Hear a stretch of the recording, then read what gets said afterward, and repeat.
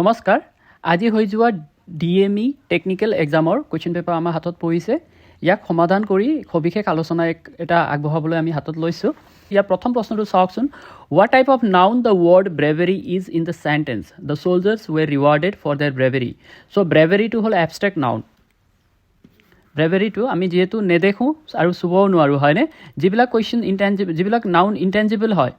অথবা যাক আমি দেখা নাপাওঁ সেইটো হ'ল এবষ্ট্ৰেক্ট নাউন নাউনৰ চাৰিটা এনেই ভাগ আমি যদি চাওঁ কমন নাউনটো হ'ল ক্লাছ যদি বুজায় কোনো এটা ক্লাছ অফ নাউনছ কমন নাউন হ'ব যেনেকৈ ধৰি লওক ষ্টুডেণ্টছ বুলি কওঁ কাউজ বুলি কওঁ সেইবিলাক কমন নাউন হয় প্ৰপাৰ নাউনটো হ'ল ওৱান এণ্ড অনলি ইণ্ডিভিজুৱেল যদি কোনো এটা নাউনক আমি এটা কৰি দিওঁ এটা ছিংগুলাৰ এটা এণ্টিটি দি দিওঁ ধৰি লওক অমিতাভ বচ্চন যদি মই কওঁ সেইটো প্ৰপাৰ নাউন হ'ব মানুহৰ নাম দেশৰ নাম হয়নে অথবা কোনো এটা বস্তু প্ৰপাৰ নেম যদি থাকে সেইটো হ'ব প্ৰপাৰ নাউন আৰু প্ৰনাউনটো নাউন নহয় হয়নে চ' ইয়াৰ কাৰেক্ট আনচাৰ হ'ব এবষ্ট্ৰেক্ট নাউন ইয়াৰ পিছৰ কুৱেশ্যনটো হ'ল what is a female dog called so female version of dog to hopa bitch hane bitch ya pisor question to hol a person whose job is to cut men's hair is called so butcher nahoy dresser e jijone design kore hetue hobo tar pisot barber is the mane correct option the ya pisor question to hol which of the following is not correct yat spelling sabo dise saksun 13 correct ase 14 correct ase 40 o correct ase etu 40 eneke likho ami 40 এটাও correct আছে ইয়াত 90 correct নাই 90 লিখিব যাওঁতে আমি NINE তাৰপিছত TY লিখোঁ this is correct 90 so' the correct option is incorrect বুলি সুধিছে কোনটো কারেক্ট নহয় সেইটো 90 হ'ব ইয়াৰ পিছৰ কুৱেশ্যনটো হ'ল choose the correct idiom from বিলো ইন দ্য ব্লেংক চ' ব্লেংকত দিয়াৰ ভিতৰত ইডিয়মটো আমি কারেক্ট ইডিয়মটো আমি বাছি উলিয়াব লাগিব লেইড আউট এইটো কারেক্ট নহ'ব লেইড আপ কারেক্ট নহ'ব লেইড বাইও কারেক্ট নহ'ব লেইড ডাউন কারেক্ট হ'ব কাৰণ the rebels laid down their arms laid down মানে হ'ল সাৰেণ্ডাৰ কৰা হয়নে যদি গান ডাউন কৰে কি হ'ব মাৰি পেলাইছে হয়নে কিল কৰিছে চ' ইয়াত কাৰেক্ট আনচাৰটো হ'ব লেইড ডাউন সাৰেণ্ডাৰ কৰিছে আৰ্মছবোৰ তলত ৰাখি দিছে choose the correct option from the বিলো টু কমপ্লিট দ্য ইংলিছ প্ৰভাৱ এই ইংলিছ প্ৰভাৱটো কমপ্লিট কৰিবৰ কাৰণে তলৰ পৰা এটা অপশ্যন আমি বাছি উলিয়াব লাগিব so' beauty is in the eyes of the beautiful এইটো incorrect stranger incorrect believer incorrect beholder যিজনে চাই হয়নে দেখোঁতাজনৰ চকুতহে সৌন্দৰ্যতা থাকে মানে আমি এইটো কি ক'ব বিচাৰিছে ছাবজেক্টিভ ইণ্টাৰপ্ৰিটেশ্যন হয় নহয় চ' someone may see beauty in something and another person may not have that ability to discover or ability to understand that beauty that's what it's saying this is a famous line from John Keats poem beauty is in the eyes of the beholder so what is the antonym of bitter antonym of বিপৰীত অৰ্থ কি হ'ব sweet হয়নে ইয়াৰ পিছৰ কুৱেশ্যনটো হ'ল what is the group of ship call collective নাউনৰ পৰা দিছে চ' যদি চিপৰ যদি গ্ৰুপ যদি আমি কওঁ সেইটো সদায় হ'ব ফ্লক অফ চিপ যদি চিপটো এইটো স্পেলিং হয় যদি জাহাজ পানী জাহাজৰ কথা কওঁ তেতিয়া ফ্লিট হ'ব চ' দিছ ইজ চিপ এইটো ভেড়া ছাগলীৰ কথা কৈছে হয়নে সেইকাৰণে this is the common like collective noun for this group ইয়াৰ পিছৰ প্ৰশ্নটো হ'ল what is the meaning of decipher হয়নে ডেচিফাৰ ইয়াত অপশ্যনছকেইটা দিছে ডিৰাইভ ডিৰাইড ডিজাইন ডিক'ড চ' ডেচিফাৰৰ অৰ্থটো হ'ল কিবা এটা কথা ওলোৱা হয়নে ডিস্কভাৰ কৰি ওলোৱা অথবা কিবা এটা পদ্ধতিৰে তাৰপৰা মানে ইনফৰ্মেশ্যন বাহিৰ কৰা so' the correct answer would be decoded option number D ইয়াৰ পিছৰ কুৱেশ্যনটো হ'ল what is the diminutive form of river so' ৰিভাৰৰ সৰু অংশ অথবা সৰু পাৰ্ট কি হ'লে হয় বুলি ক'ব বিচাৰিছে নে সৰু মানে ৰূপটো বুলি ক'ব বিচাৰিছে চ' ইয়াৰ কাৰেক্ট আনচাৰ হ'ব ৰিভুলেট মানে হ'ল সৰু ৰিভাৰ হয়নে ষ্ট্ৰীমৰ নিচিনা খুটিৰ নিচিনা চ' লাইক দেট ইয়াৰ পিছৰ কুৱেশ্যনটো হ'ল which of the following is not a property of মেটেলৰ কোনটো এই পাৰ্টৰ ভিতৰত এই চাৰিটা অংশৰ ভিতৰত কোনটো প্ৰপাৰ্টি নহয় বুলি সুধিছে হয়নে চ' ইয়াৰ কাৰেক্ট আনচাৰ হ'ব non sonorous so' non sonorous is not the property of metal because most of the metals create sound যদি আমি produce sound নহয় জানো যদি আমি তাৰ পৰা sound ওলাব বিচাৰোঁ যদি আমি টাককে মাৰি দিওঁ এটা sound ওলাই আহিব হয়নে মেটেলৰ পৰা অথবা যিকোনো মেটেলৰ পৰা একচুৱেলি হয়নে so' that is why non sonorous will be the most accurate তাৰপিছৰ কুৱেশ্যনটো হ'ল which of the following is a fossil fuel কোনটো হয় বুলি সুধিছে চ' ইয়াত হ'ব কাৰেক্ট আনচাৰ কোল হয়নে ইয়াৰ পিছৰ কুৱেশ্যনটো হ'ল which of the following is the male reproductive part of flower so' male reproductive পাৰ্টটো হ'ব ষ্টেমেন আৰু যদি আমি ইয়াত ফিমেল যদি অহা হ'লে তেনেহ'লে তাৰ কাৰেক্ট আনচাৰ হ'ব পিষ্টিল হয়নে ফ্লাৱাৰৰ ক্ষেত্ৰত ইয়াৰ পিছৰ কুৱেশ্যনটো হ'ল nucleus is found in which part of a cell so' ইয়াৰ কাৰেক্ট আনচাৰ হ'ব নিউক্লিয়াছৰ ভিতৰত আমি নিউক্লিয়াছ পাওঁ ইয়াৰ পিছৰ কুৱেশ্যনটো হ'ল chlorophyll pigment in the leaves of green plants is essential for বুলি সুধিছে হয়নে গ্ৰীণ প্লাণ্টছত থকা সেই ক্ল'ৰফিল পিগমেণ্টে কি কাম কৰে অথবা কিহৰ কাৰণে অত্যন্ত প্ৰয়োজনীয় বুলি কৈছে চ' ইয়াৰ আনচাৰটো হ'ব ফটোচিনথেচিছ হয়নে ফটোচিনথেচিছৰ কাৰণে আমাক ক্ল'ৰফিল পিগমেণ্টটো লাগে প্লাণ্টত the animals which can give or which give birth to young ones directly are call viviparous animal viviparous animals বুলি কওঁ আমি যদি যিবিলাক এনিমেলে কি কৰে ডাইৰেক্টলি মানে সৰু পোৱালিটো জন্ম দিয়ে ইয়াৰ পিছৰ কুৱেশ্যনটো হ'ল a force can change the mass of an object the inertia of an object time period the state of motion so' মাছটো চেঞ্জ কৰিব নোৱাৰে ফ'ৰ্চে হয়নে ইনাৰ্চিয়াও চেঞ্জ কৰিব নোৱাৰে টাইম পিৰিয়ডটো কেনেকৈ চেঞ্জ কৰিব ফ'ৰ্চে হয়নে ইয়াত কেৱল চেঞ্জ কৰিব পাৰিব ষ্টেট অফ মোশ্যন কোনো এটা অবজেক্টৰ যদি কোনো এটা মুভিং অবজেক্ট হয় অথবা কোনো এটা অবজেক্টৰ যিটো স্থিতি আছে তাক যদি আমি ফ'ৰ্চ দি দিওঁ তাৰ মোশ্যনটো চেঞ্জ হৈ যাব ষ্টেটটো হয়নে ইয়াৰ পিছৰ কুৱেশ্যনটো হ'ল sound needs a medium, a vacuum, a force, heat energy নহয় ফ'ৰ্চ নহয় ফ'ৰ্চে চাউণ্ডৰ ওপৰত কোনো ধৰণৰ প্ৰপাগেশ্যন নহয় কোনো ধৰণৰ চেঞ্জ আনিব নোৱাৰে দেৰ ইজ দিছ মিডিয়াম হ'লেহে চাউণ্ডটো যাব পাৰ হ'ব হয়নে চাউণ্ড এক্সিকিউট হ'বৰ কাৰণে মিডিয়ামৰ প্ৰয়োজন হয় ইয়াৰ পিছৰ কুৱেশ্যনটো হ'ল angle of incidence of light on a mirror is always equal to so' this is reflection লাইটৰ যদি ইয়াত এনেকৈ পৰিছে চ' এইটো লাইট আৰু এইটো লাইটৰ এই এংগলটো মানে এইটো এংগল আৰু এইটো এংগলটো সমান হ'ব হয়নে so' reflection that is why ইয়াৰ মেইন কাৰেক্ট আনচাৰটো হ'ব ৰিফ্ৰেকশ্যন হ'ব লাগিলে কি হ'ব এনেকৈ কৰি পাৰ হৈ যাব লাগিব হয়নে আৰু এংগল অফ টোটেল ৰিফ্লেকশ্যন সেইটো নালাগে টোটেল আমাক নালাগে ইয়াত কেৱল কৈছে কি যে এটা ইনচিডেঞ্চৰ কাৰণে কৈছে that is why angle of incidence of light on a mirror is always equal to angle of reflection ইয়াৰ পিছৰ কুৱেশ্যনটো হ'ল which of the following gas is a greenhouse gas so which of the following is a greenhouse gas বুলি কৈছে হয়নে so আমি জানো carbon ডাই অক্সাইডটো হ'ল গ্ৰীণহাউছ গেছ ইয়াৰ পিছত diamond is a form of silicon carbon gold platinum so' ইয়াৰ correct answer হ'ব carbon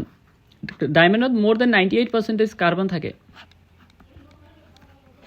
that is very important when hydrochloric acid reacts with alkali sodium hydroxide which of the following is produced so here we get to know that sodium chloride produce hobo sodium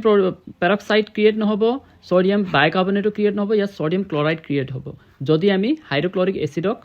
alkali of sodium hydroxide er logot react korai diu ya pisor question to hol which of the following hormones reduce blood sugar in our body hane so blood sugar bridhi hole diabetes hobo হয়নে চ' আৰু diabetes হোৱাৰ লগে লগে আমি insulin ল'ব লাগিব যদি বেছি হয় চ' সেই ক্ষেত্ৰত ইনচুলিন হ'ব correct answer how many chambers are there in a human হাৰ্টত 4টা চেম্বাৰ থাকে that is very basic thing correct আনচাৰটো হ'ব 4 তাৰপিছৰ কুৱেশ্যনটো হ'ল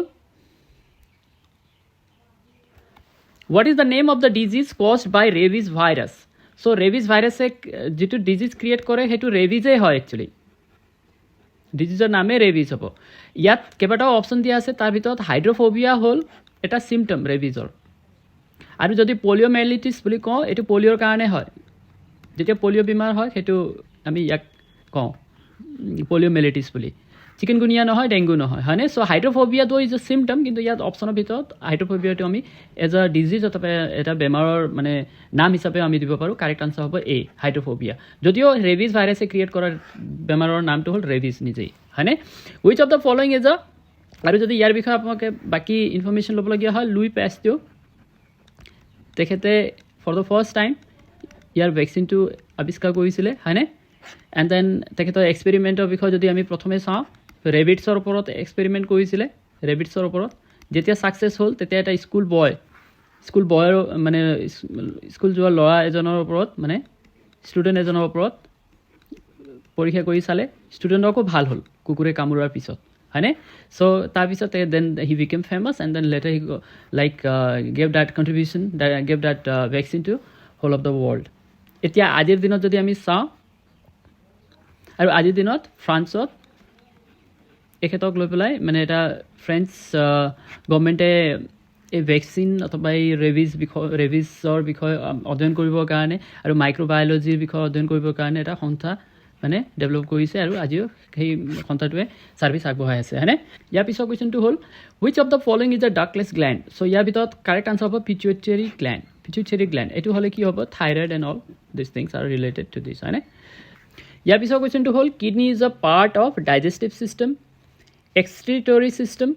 immune system none of the above so correct answer of option number B excretory system so এক্সট্ৰাকশ্যনৰ কাম কৰিব হয়নে একচুৱেলি কিডনিয়ে so this is the right answer ইয়াৰ পিছৰ কোৱেশ্চনটো হ'ল the deficiency of vitamin C in our body causes scurvy ইয়াৰ পিছৰ কোৱেশ্চনটো হ'ল which of the following is a communicable disease কোনটো ডিজিজ মানে এজনৰ পৰা আনজনলৈ খিচৰিত হয় হয়নে কমিউনিকেট হয় মানে এজনক যদি হৈছে বেলেগক হ'ব পাৰে so this is measles hypertension নহয় cancer নহয় diabetes mellitus নহয় ইয়াৰ পিছৰ কোৱেশ্চনটো হ'ল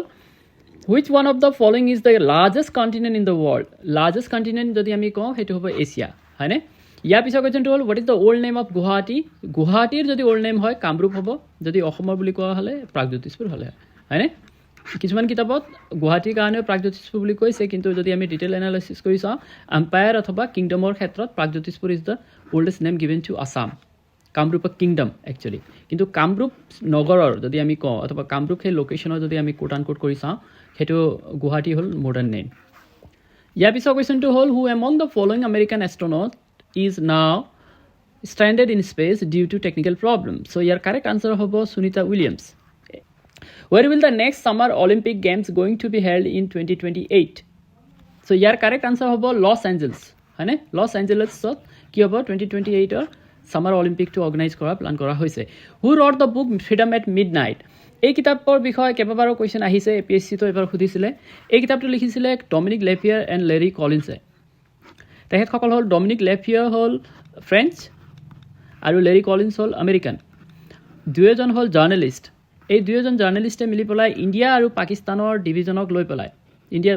ডিউৰিং দ্য পাৰ্টিশ্যন হয়নে পাৰ্টিশ্যন পিৰিয়ডক কভাৰ কৰি পেলাই কি কৰিছে ইণ্ডিয়ান হিষ্ট্ৰিক মানে এক প্ৰকাৰৰ চেপ দিব বিচাৰিছে সেই কণ্টেম্পৰাৰী হিষ্ট্ৰিক আৰু লগতে this is very famous to understand the reasons and consequences of partition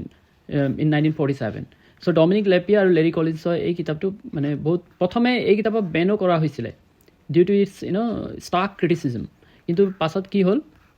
যে আকৌ মানে ওপেন কৰি দিলে and then now it is available in market you can go through this book also আৰু ৰিচেণ্টলি এই কিতাপৰ ওপৰত বিশেষকৈ ডমিনিক লেপিয়াৰ লেৰি কলিন্সে লিখা এই কিতাপৰ ওপৰত এটা ডকুমেণ্টাৰীও বনাইছে ইউটিউবত আপোনালোকে পাব পাৰে